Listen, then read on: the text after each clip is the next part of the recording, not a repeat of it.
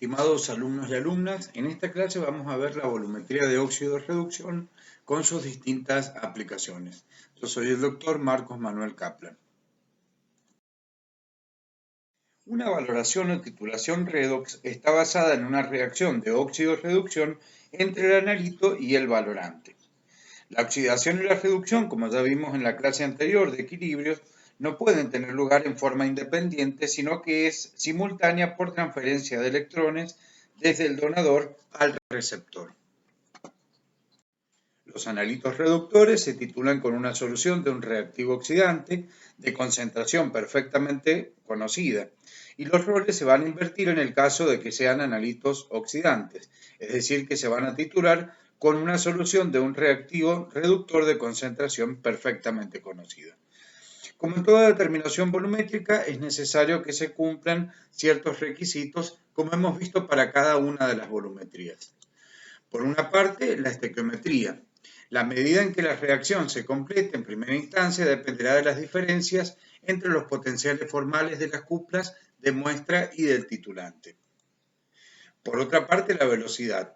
Lo cumple la mayor parte de las reacciones redox si no se recurre a la adición de catalizadores positivos adecuados o incrementos de la temperatura del sistema en caso de ser necesario. Bueno, los indicadores tenemos que poseer un sistema de indicación adecuado y tenemos que tener ausencia de interferentes que sean capaces de consumir directa o indirectamente reactivo titulante. Antes de comenzar con la construcción de la curva de titulación, vamos a ver los indicadores que se utilizan en volumetría redox. Hay algunos casos donde no es necesario el uso de sistemas de indicación. Un ejemplo es el permanganato de potasio, que yo les diría prácticamente que es casi el único ejemplo, ya que en las concentraciones que se trabaja, en su forma oxidada tiene un color violeta, mientras que en su forma reducida es incoloro. Dentro de los indicadores cromáticos utilizados en las volumetrías redox, encontramos aquellos indicadores redox que experimentan reacciones de óxido-reducción y aquellos indicadores en los que no se experimenta una reacción redox. Dentro de los primeros, entonces dijimos que son sustancias que experimentan una reacción de óxido-reducción en sí misma y exhiben colores diferentes a cada una de las formas constituyentes de la cupla redox. Es decir, que estos indicadores tienen una forma reducida y oxidada que poseen colores muy diferentes e intensos, de modo que pueden utilizarse en muy bajas concentraciones. Una reacción de un indicador redox puede representarse como se ve a continuación. Y la ecuación de Nernst a 25 grados centígrados para la aplicación del indicador sería la siguiente: el potencial formal menos 0,059 sobre el número de moles por el logaritmo de la concentración de la forma reducida sobre sobre la concentración de la forma oxidada.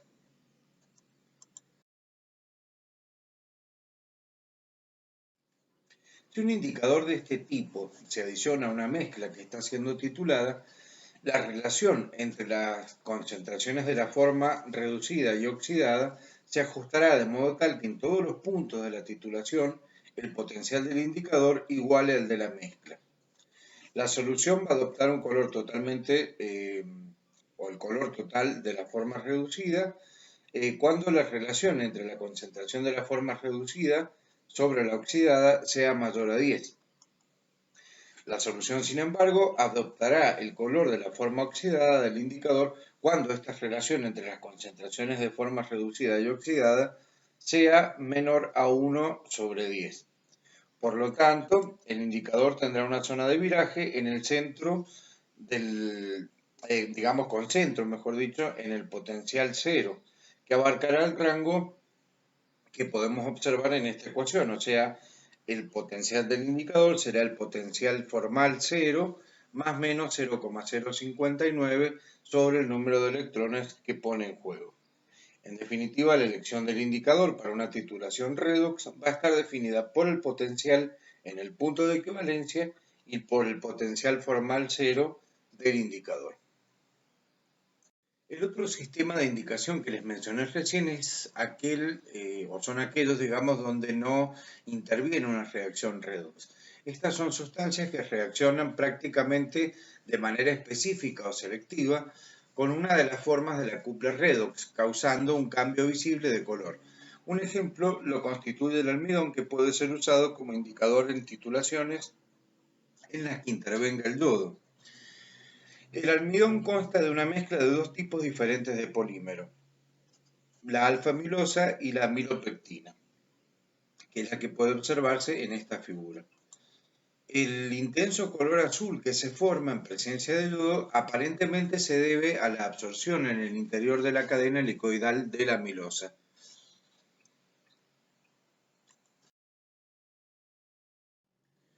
Veamos ahora algunos ejemplos de indicadores redox más utilizados. Entre estos indicadores, los más usados se encuentran la difenilamina y sus derivados, que se los suele utilizar en la determinación de hierro con dicromato de potasio.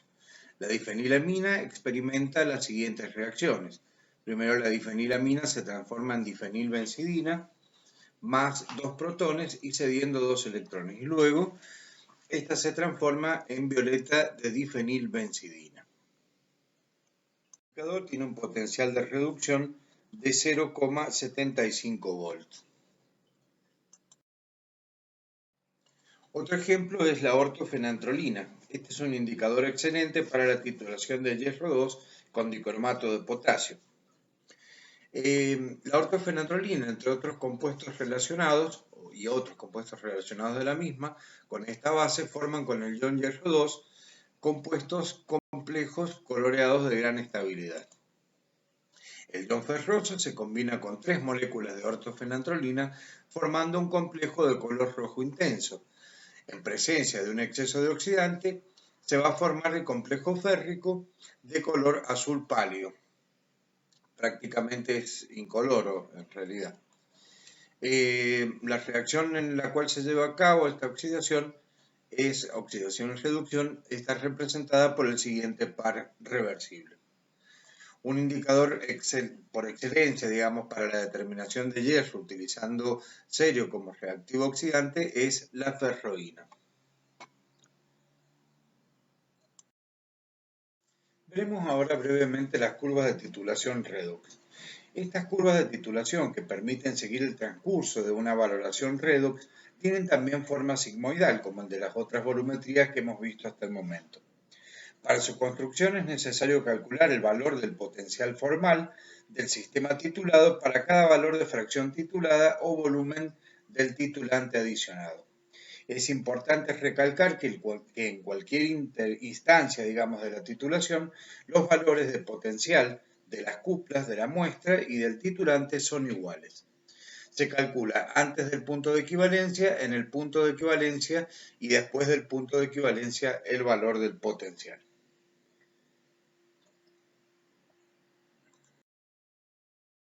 Acá se presentan los cálculos para las curvas de titulación. En realidad no me voy a explayar demasiado al respecto, porque los cálculos completos los tienen hechos en los apuntes. Si no, se nos va a hacer demasiado larga la clase y no es el sentido particular que sepan, o digamos, o perder tanto el tiempo en la curva de titulación, sino los otros temas que siguen, me interesa desarrollarlos con mayor profundidad. Así que bueno. Tenemos acá la curva de titulación, está hecha o calculada para la titulación de hierro 2 utilizando cerio como indicador. Tenemos la primera parte de la curva antes del punto de equivalencia, luego en el punto de equivalencia con las ecuaciones, digamos, que se tienen que utilizar, y luego sobrepasado el punto de equivalencia donde tenemos un exceso de cerio. Digamos, la forma de resolverla es muy similar a la de las otras volumetrías, pero en este caso lo que se calcula es el potencial. Vuelvo a insistir, digamos, el tema está desarrollado con mayor profundidad en los apuntes que les proveemos, así que no les voy a pedir que se remitan hacia esos apuntes para observar mejor este tema o comprender mejor este tema. Se presentan acá dos curvas de titulación para hierro 2 utilizando en un caso una solución de cerio como agente titulante y en el otro caso el permanganato de potasio. La magnitud del cambio del potencial en la vecindad del punto final y la forma de la curva de titulación redox van a depender de los valores de los potenciales formales de las cuplas intervinientes. Estas cuplas, a su vez, están influenciadas por la concentración y la naturaleza de los ácidos presentes en el medio de la titulación, la estequiometría y la reversibilidad de la reacción. Ahora sí vamos a centrarnos en los distintos tipos de volumetría redox, y sus diferentes aplicaciones. Dentro de los reactivos oxidantes, los más utilizados son permanganato de potasio, dicromato de potasio, sulfato de cerio 4, soluciones de yodo y yodato de potasio.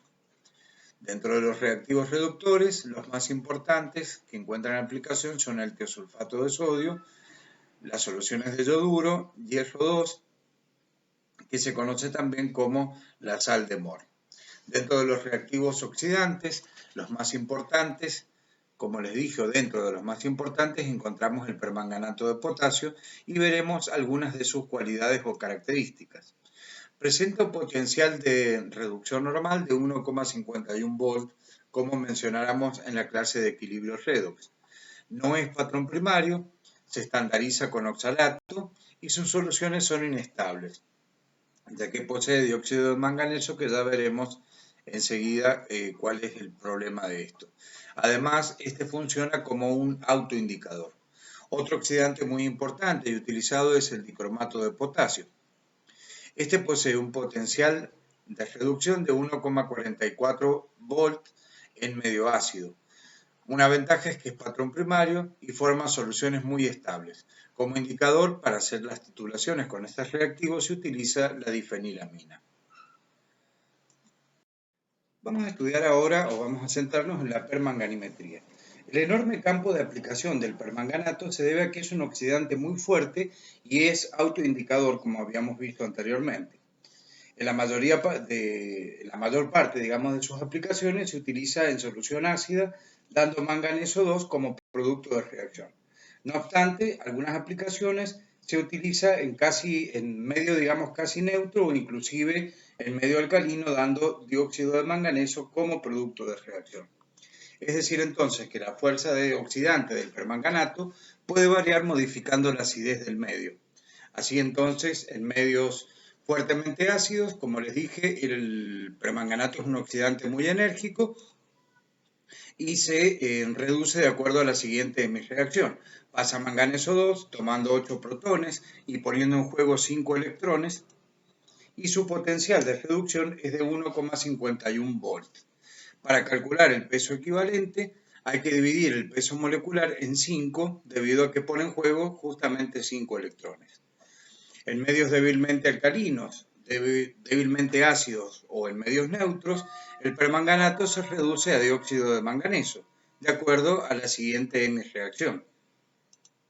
El potencial para este caso es de 0,588 volts y para calcular el peso equivalente hay que dividir el peso molecular en 3, ya que en esta reacción se ponen en juego 3 electrones. En cambio, en medios francamente alcalinos, el permanganato se reduce a manganato de acuerdo a esta reacción. El potencial para estas reacciones es de 0,56 volts y el peso equivalente directamente es el peso molecular, ya que se pone en juego solamente un electrón. Si bien es posible obtener un permanganato de potasio en estado bastante puro, lo más frecuente, es encontrarlo contaminado con dióxido de carbono y restos de materia orgánica. El permanganato de potasio es inestable en presencia de sales manganosas, o sea, manganeso 2, ya que este lo reduce a manganeso 4, es decir, a dióxido de manganeso, mediante la denominada reacción de Gouillard, que es la reacción que se puede ver a continuación. El permanganato de potasio, en presencia de dióxido de manganeso, se descompone catalíticamente con la formación de manganeso y oxígeno. Esta reacción inclusive ocurre en ausencia de sales manganosas. El agua destilada que se utiliza en el laboratorio para preparar las soluciones siempre va a estar contaminada con sustancias reductoras, sustancias orgánicas, etc. Pero digamos, sea cual sea el origen del dióxido de manganeso, su presencia va a resultar nefasta, ya que esta sustancia cataliza la reacción de autodescomposición del permanganato de potasio, alterando su concentración al cabo de cierto tiempo, y se lleva a cabo a través de la siguiente reacción. Son dos permanganatos más 6 protones que se reducen a sal manganosa.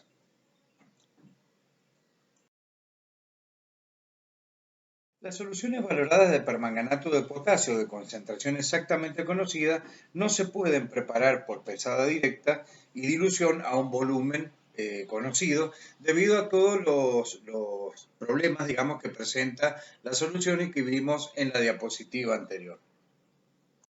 Por lo tanto, lo que se hace es preparar una solución y proceder a su estabilización. Esta tiene por finalidad la eliminación de las impurezas reductoras que conducirán a la formación de dióxido de manganeso. Existen dos maneras de hacerlo. Una es calentando la solución de permanganato recientemente preparada durante 1 hora y a una temperatura cercana a la de ebullición. Luego, este dióxido de manganeso que se ha formado se separará por filtración en un filtro de lecho no reductor y este filtrado se conserva en un frasco de color caramelo limpio y con un tapón de vidrio libre de grasa. La otra manera es preparar la solución y abandonarla durante varios días a temperatura ambiente antes de la filtración. Seguidamente vamos a enumerar algunas ventajas y desventajas del permanganato de potasio. Comencemos con las ventajas. El medio ácido del permanganato, como vimos anteriormente, reacciona rápidamente con muchas sustancias reductoras de acuerdo a ecuaciones de estequiometría bien definidas. Por otra parte, en soluciones ácidas posee un valor de potencial elevado, este es de 1,15 voltios. También puede actuar como autoindicador, puesto que en soluciones de concentración 10 a la menos 5 molar presenta un color rosado fácil de visualizar. Por otra parte, además posee bajo costo. ¿Cuáles son las desventajas que tiene? Bueno, en primer término, y la gran desventaja es que no es un patrón primario. La conservación de sus soluciones, como pudimos observar, es defectuosa si no se observan las medidas precautorias estrictas. Y aún así es necesario verificar el título, especialmente cuando se trata de soluciones muy diluidas. La presencia de cloruros es un inconveniente, puesto que es factible su oxidación a cloro, debido a la acción de la cupla manganeso 3, manganeso 2, que surge como etapa intermedia en la reducción de manganeso 4 a manganeso 2. Acá vemos la reacción y tiene, como podemos ver, un alto poder oxidante con un potencial de 1,5 voltios. ¿Cómo se realiza la normalización de soluciones de permanganato de potasio? Bueno, ellas se titulan contra el patrón primario oxalato de sodio, colocándose en la bureta la solución de permanganato de potasio de concentración aproximada y en el Erlenmeyer se coloca un volumen perfectamente medido de oxalato de sodio que se consigue de sodio de potasio que se consigue en el comercio con una pureza del 99,99%. La reacción la reacción que se produce es la oxidación del ácido oxálico por el permanganato a dióxido de carbono y agua a través de la siguiente reacción. Esta se produce con calor.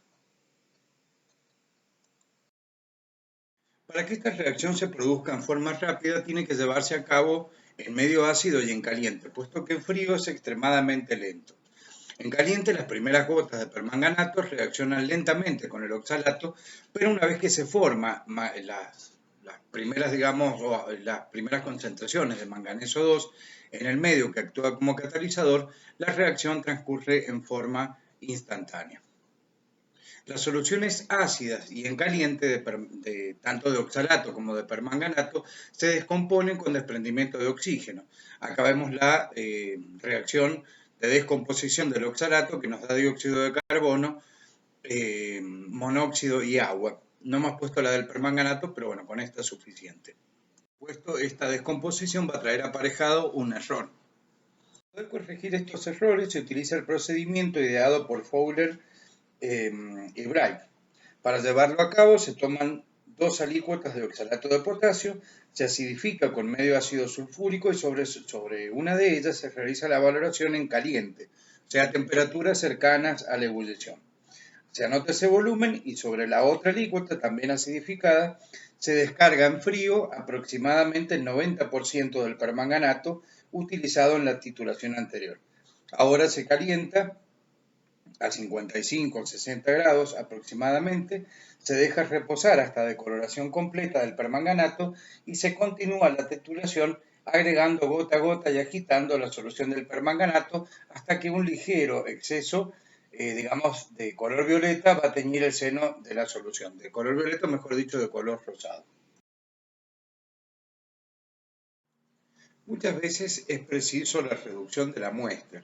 Esto nos permite asegurar el estado de oxidación más bajo que tenga una muestra determinada. Para tal fin se utilizan distintos tipos de reductores. Por un lado tenemos el reductor de Walden. Este es un relleno de plata metálica sólida en ácido clorhídrico 1 molar. Es más selectivo y el potencial de reducción de cloruro de plata es de 0,222 volts. Este es suficientemente alto como para que especies tales como cromo 3 o titanilo no interfieran en el análisis de un metal como hierro 2. Tenemos también el reductor de Jones. Este consiste en una columna de zinc granulado o amalgamado contenida en un tubo de vidrio provisto con una llave a través de la cual pasa la muestra que se va a reducir, cuya figura es la que se ve a la izquierda. Esta amalgama evita el desprendimiento de hidrógeno. Este reductor resulta útil para reducir hierro 3 a hierro 2 y cromo 3 a cromo 2. Finalmente encontramos el reductor de Zimmermann. Este está compuesto de cloruro estagnoso en medio clorhídrico y es un agente reductor potente que se utiliza comúnmente para reducir de hierro 3 a hierro 2. Se elimina el exceso utilizando cloruro mercúrico.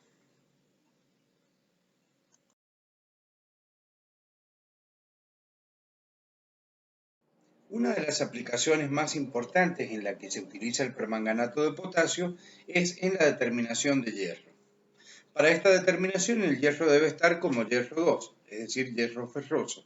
La reacción es rápida y cuantitativa en medio sulfúrico y en frío. Sí, ahí podemos ver la reacción correspondiente a esta titulación. Para realizar esta volumetría es necesario que todo el hierro, como dije recién, esté presente como hierro 2 o hierro ferroso. La reducción de hierro 2 a hierro 3 se realiza con agentes reductores previos, siendo el más utilizado el reactivo de Zimmermann que vimos en la diapositiva anterior. Acuérdense que este era cloruro estagnoso en medio ácido clorhídrico. La reacción se realiza en medio ácido clorhídrico debido a que el traspaso de electrones de una especie a la otra se lleva a cabo por medio de cloro complejos y en caliente. Este exceso de zinc se elimina por reacción con cloruro mercúrico. El reactivo cloruro mercúrico se debe agregar en frío y en ligero exceso, y también se debe agregar de golpe para hacer efecto de masa, evitando excesos locales de estaño 2, para lograr la formación de calomel. Si se llega a formar un precipitado negro o gris, este es debido a la formación de mercurio elemental, debido a la reacción entre estaño 2 y calomel.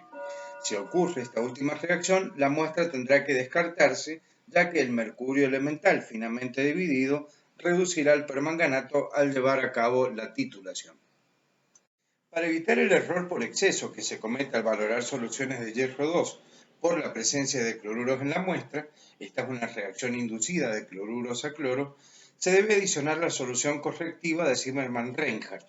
Esta está compuesta por sulfato manganoso, que nos sirve para aumentar la concentración de manganeso 2 y de esta manera disminuir el potencial de la cupla manganeso 3, manganeso 2. Fíjense, abajo está colocada la ecuación de Nernst para esta cupla. Contiene además ácido fosfórico, que digamos lo que va a hacer es disminuir la concentración de manganeso 3 por complejación, disminuyendo el potencial también de esta cupla. Y otra de las cuestiones que hace el ácido fosfórico es complejar a hierro 3, contribuyendo a la disminución del color de la solución, facilitando la visualización del punto final. Acuérdense que hierro 3 es de color amarillo. Además posee ácido sulfúrico, que es el que provee la acidez al medio de la reacción. Una vez que se hacen todos estos pasos, la muestra, digamos, se reduce con el reactivo de Zimmermann, se precipita el exceso de estaño y se agrega la solución correctora Zimmermann-Reinhardt, se procede a, digamos, a valorar la solución muestra con permanganato de potasio. Acuérdense que el mismo es autoindicador. Otro reactivo oxidante muy utilizado es el dicromato de potasio, que da lugar a las dicromatovolumetrías. Actuando como un agente oxidante, el dicromato en medio ácido nos da la siguiente reacción. Dicromato más 14 protones más 6 electrones, que me da 2 cromo 3 más 7 de agua y tiene un potencial de oxidación, de reducción de 1,36 volts. La dicromatovolumetría se aplica a la mayor parte de las sustancias que son valorables también con permanganato de potasio. Sirve también para la determinación de componentes orgánicos, la determinación de hierro, etc. Un ejemplo de determinación de componentes orgánicos es la determinación de alcohol en sustancias licorosas o de sustancias alcohólicas, ¿sí? Como por ejemplo el vino, el whisky, etc. Vamos a ver cuáles son las ventajas que posee el dicromato. En primer término, es un patrón primario, es decir, que por simple pesada de dilución podemos obtener soluciones de concentración perfectamente conocidas. Por otro lado, sus soluciones acuosas son sumamente estables, a diferencia del permanganato de potasio. No ofrece el inconveniente de provocar la oxidación inducida de cloruros a cloro, que sí la posee el permanganato, o sí tiene este inconveniente, mejor dicho. Frente a Cereo 4, la ventaja principal es su bajo costo. También posee algunas desventajas, y por un lado es que no es un oxidante tan enérgico, y finalmente que su reducción, digamos, genera cromos 3 de color verde que confieren a la solución esta coloración, ¿sí? Los indicadores más utilizados para las dicromatovolumetrías son el ácido difenilaminosulfónico, la difenilbenzidina y la difenilamina. También se utiliza el complejo hierro 2 fenantrolina, aunque no es muy adecuado porque el potencial de oxidación de este indicador es demasiado elevado.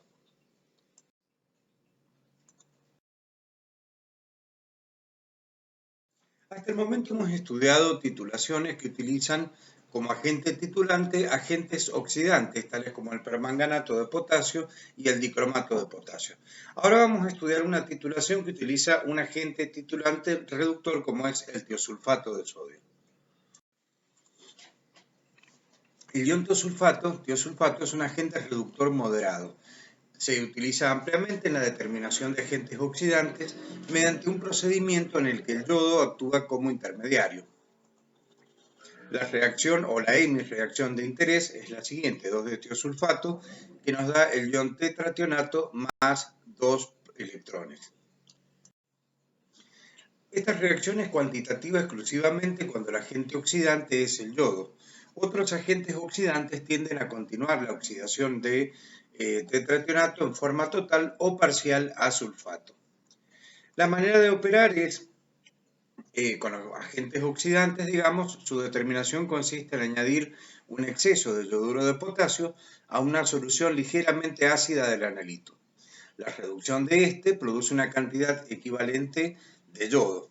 Este yodo posteriormente se titula con una solución normalizada de tiosulfato de sodio. Para entender un poquito mejor el procedimiento, vamos a representar los equivalentes de cada una de las especies que intervienen en forma de segmento, como ya hemos hecho en otras determinaciones anteriores. Entonces tenemos la muestra, a esta se le agrega un exceso de yoduro de potasio, el cual va a reaccionar con la muestra, generándome, por un lado, una cantidad de yodo equivalente al analito y quedando en exceso un una cantidad de yoduro de potasio.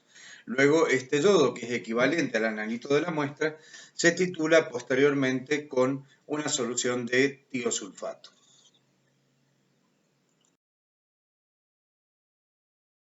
Me olvidé de mencionar en la diapositiva anterior que casi siempre que se utiliza tiosulfato de sodio con yoduro de potasio, el indicador utilizado, como ya hemos visto en otras diapositivas anteriores, es el almidón. El almidón con yodo molecular forma un complejo de absorción de color azul.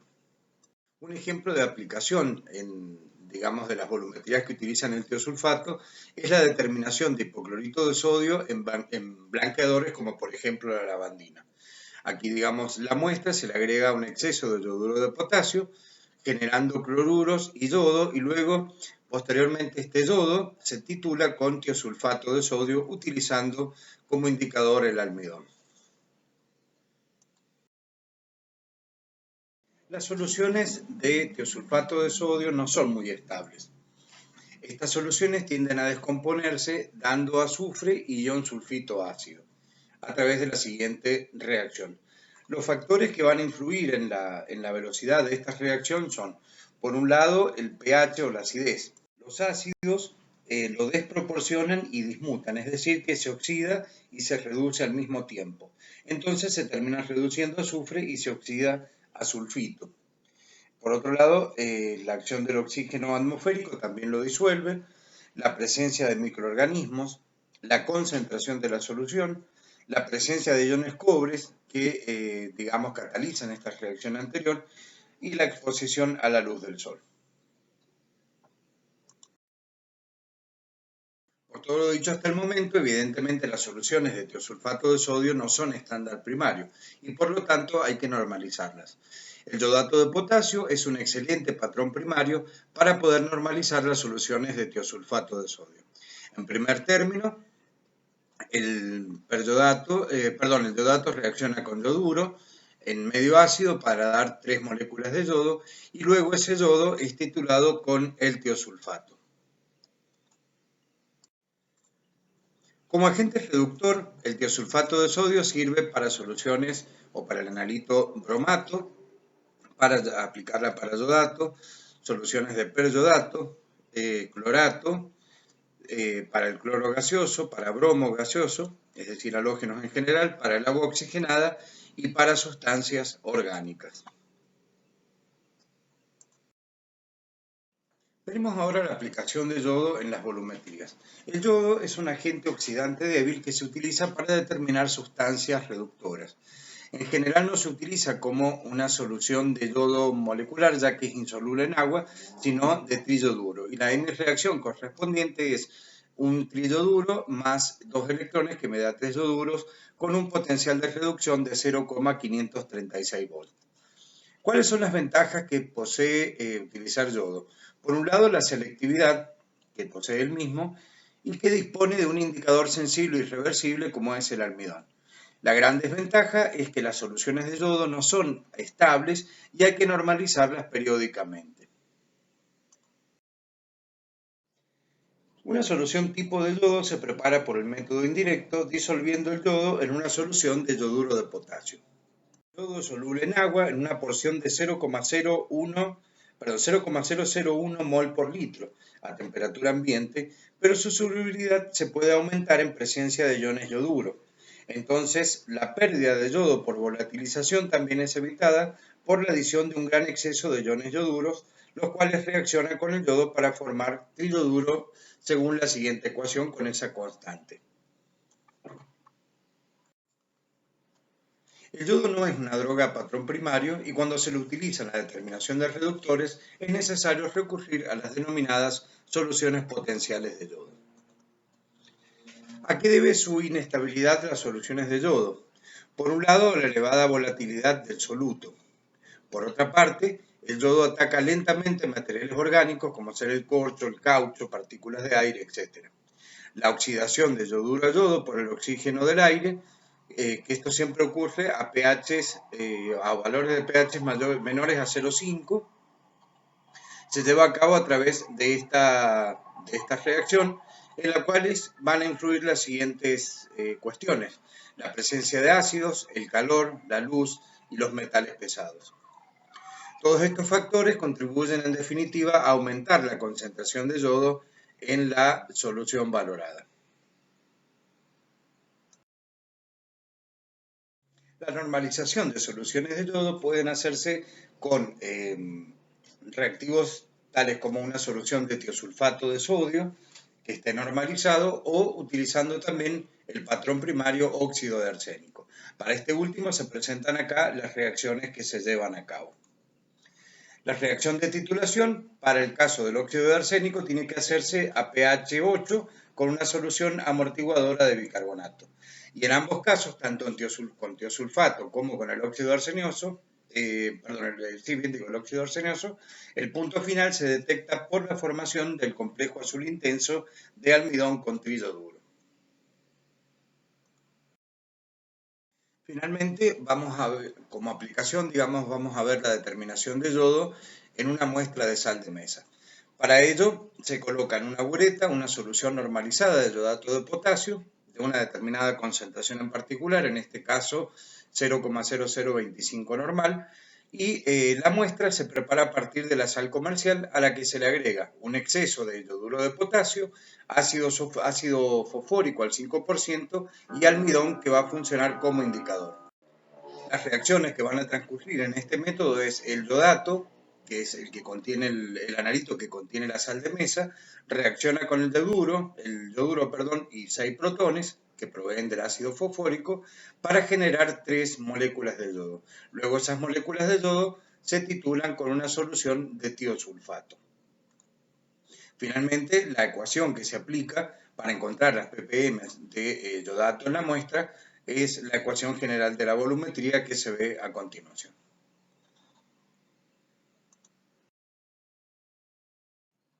Bueno, con esto damos por finalizada esta clase. Acá se presenta la bibliografía en la cual nos basamos para poder realizar esta clase. Por su atención, muchas gracias.